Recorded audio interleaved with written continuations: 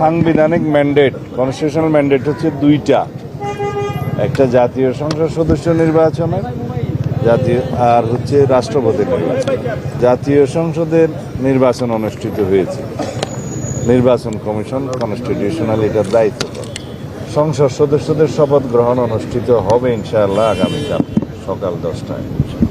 এটাও সাংবিধানিকভাবে স্পিকার অথবা deputy speaker available না থাকলে বা তারা অপারগ হলে বা তাদের মনোনীত প্রতিনিধি যদি না থাকে, সেই ক্ষেত্রে দ্বিতীয় অপশন হচ্ছে প্রধান নির্বাচন কমিশনার শপথ পাঠ করাবেন। সেই হিসাবে আগামীকালকে সকাল 10টায় জাতীয় সংসদে নির্বাচিত সদস্যদের শপথ গ্রহণ অনুষ্ঠিত হবে। এইটা প্রধান নির্বাচন কমিশনের সাংবিধানিক এখতিয়ার আছে।